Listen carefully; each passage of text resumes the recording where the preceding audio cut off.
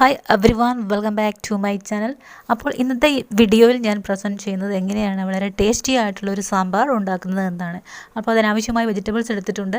ഇതിൻ്റെ കൂടെ ചേമ്പ്, വഴുതനങ്ങ, കത്തിരിക്ക, ഈ 3 ഐറ്റംസ് ഞാൻ ചേർത്തിട്ടില്ല. ഇത് 3ഉം ചേർക്കാതെ ഉണ്ടാക്കുന്ന സാമ്പാറിന് വളരെ നല്ലൊരു ടേസ്റ്റാണ് ഉള്ളത്.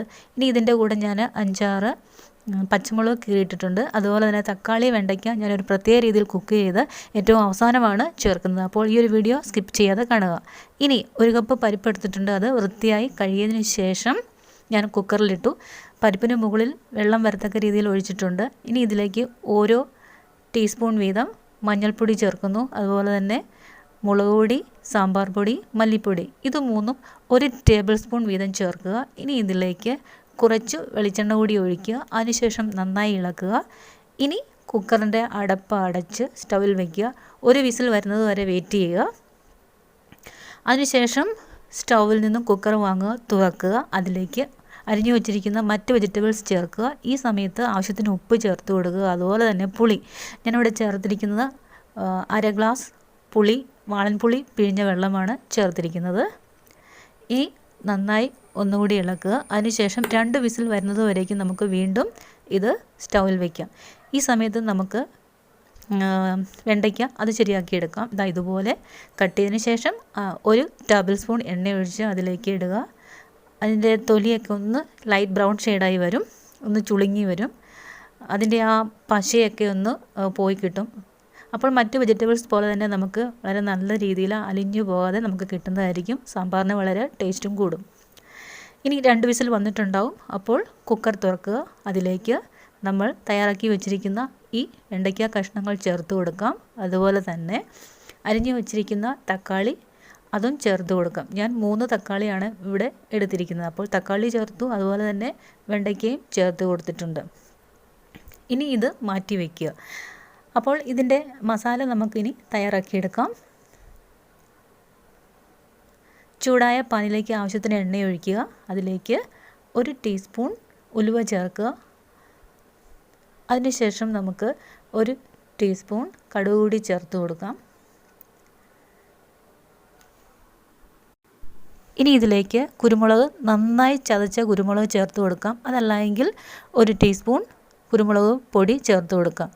ഇനി അരിഞ്ഞു വച്ചിരിക്കുന്ന ചുവന്നുള്ളി ചേർക്കുക. ചുവന്നുള്ളി നല്ലൊരു ലൈറ്റ് ബ്രൗൺ ഷെയ്ഡായി വരും. ഈ സമയത്ത് 2-3 പീസ് വറ്റൽമുളക് അത് മുറിച്ചിട്ട് കൊടുക്കുക. ഇനി നമ്മൾ ചേർക്കേണ്ടത് ജീരകമാണ്.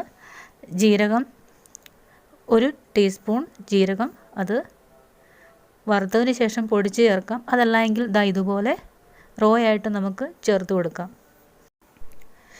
ശേഷം നമ്മൾ ചേർക്കുന്നത് മഞ്ഞൾപ്പൊടിയാണ്. 1/2 ടീസ്പൂൺ മഞ്ഞൾപ്പൊടി ചേർക്കുക. അതിനുശേഷം ഇതിലേക്ക് 3 ടേബിൾ സ്പൂൺ മുളക് പൊടി ചേർക്കുക. മുളക് പൊടിയുടെ കളർ ഒന്ന് മാറി വരണം, ഒരു ലൈറ്റ് ബ്രൗൺ ഷെയ്ഡിലേക്ക് വരണം. അപ്പോൾ ഫ്ലെയിം വളരെ കുറച്ച് ലോയിലിട്ടുകൊണ്ട് നന്നായി ഇളക്കുക. മുളക് പൊടിയുടെ കളറൊക്കെ ഒന്ന് മാറി വരുമ്പോൾ അതിലേക്ക് 2 ടേബിൾ സ്പൂൺ മല്ലിപ്പൊടി ചേർക്കുക. അതിനുശേഷം 4 ടേബിൾ സ്പൂൺ സാമ്പാർ പൗഡർ, കടയിൽ നിന്നും വാങ്ങിച്ചിരിക്കുന്ന സാമ്പാർ പൊടിയാണ് ഇവിടെ ചേർക്കുന്നത്. ഇത് നമുക്ക് വീട്ടിൽ ഉണ്ടാക്കുകയും ചെയ്യാം. അപ്പോൾ കടയിൽ നിന്നും വാങ്ങിയ സാമ്പാർ പൊടി 4 ടേബിൾ സ്പൂൺ ഇതിലേക്ക് ചേർക്കുക. ലോ ഫ്ലെയിമിൽ തന്നെ നന്നായി ഇളക്കി യോജിപ്പിക്കുക.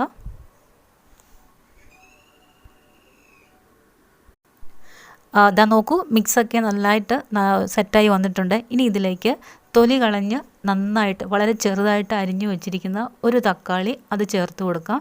തക്കാളി ചേർത്ത് ഇളക്കുക. ലോ ഫ്ലെയിമിലായിരിക്കുക, വെള്ളമൊന്നും ഒഴിക്കേണ്ട ആവശ്യമില്ല.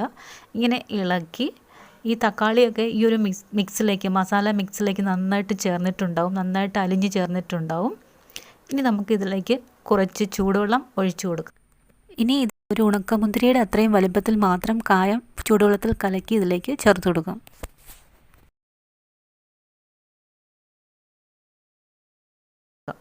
അതിനുശേഷം നന്നായിട്ട് വെട്ടി തിളപ്പിക്കുക. കണ്ടില്ലേ, ഈ ഒരു പാനിൻ്റെ മുകൾ ഭാഗത്ത് ചെറുതായിട്ട് എണ്ണയൊക്കെ ഒന്ന് പൊങ്ങി വന്നിട്ടുണ്ട്.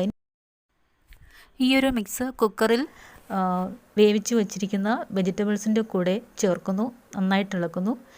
അതിനുശേഷം ഈ ഒരു സാമ്പാർ മിക്സ് മറ്റൊരു മൺചട്ടിയിലേക്ക് മാറ്റാവുന്നതാണ്. അല്ലെങ്കിൽ കുക്കറിൽ തന്നെ വെച്ചും ചെയ്യാം. പക്ഷേ നല്ലത് സാമ്പാറൊക്കെ ഉണ്ടാക്കുമ്പോൾ മൺകലങ്ങളിൽ അല്ലെങ്കിൽ മൺചട്ടിയിൽ ഉണ്ടാക്കുന്നതാണ്. അപ്പോൾ എന്തായാലും സാമ്പാർ നമ്മൾ ഒരിക്കൽ കൂടി സ്റ്റൗവിൽ വെക്കുന്നു. നന്നായിട്ട് വെട്ടി തിളപ്പിക്കുക. ആവശ്യത്തിന് വെള്ളം ഒഴിച്ചു കൊടുക്കുക. ചില സ്ഥലങ്ങളിൽ സാമ്പാർ വളരെ ലൂസായിട്ടിരിക്കണം. ചിലയിടങ്ങളിലാട്ടെ സാമ്പാർ കുറച്ച് കുറുകിയിരിക്കണം.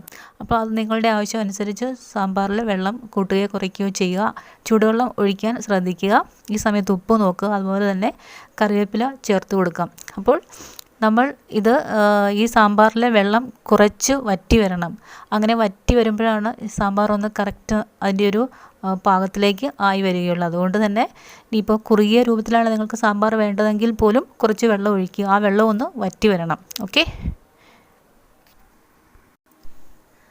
അതാ നോക്കൂ, സാമ്പാറിലെ വെള്ളമൊക്കെ ഒന്ന് വറ്റിയിട്ടുണ്ട്. അപ്പോൾ ഈ രീതിയിൽ നല്ലൊരു അടിപൊളി രുചികരമായ സാമ്പാർ തയ്യാറാക്കിയെടുക്കാം. എല്ലാവരും ഈ ഒരു റെസിപ്പി വീട്ടിൽ നോക്കുക. അപ്പോൾ ഈ ഒരു വീഡിയോ ഇഷ്ടമായെങ്കിൽ ലൈക്ക് ചെയ്യുക, കമൻറ്റ് ചെയ്യുക, ഷെയർ ചെയ്യുക. അതുപോലെ തന്നെ എൻ്റെ ഈ ചാനൽ സബ്സ്ക്രൈബ് ചെയ്യാനും മറക്കല്ലേ.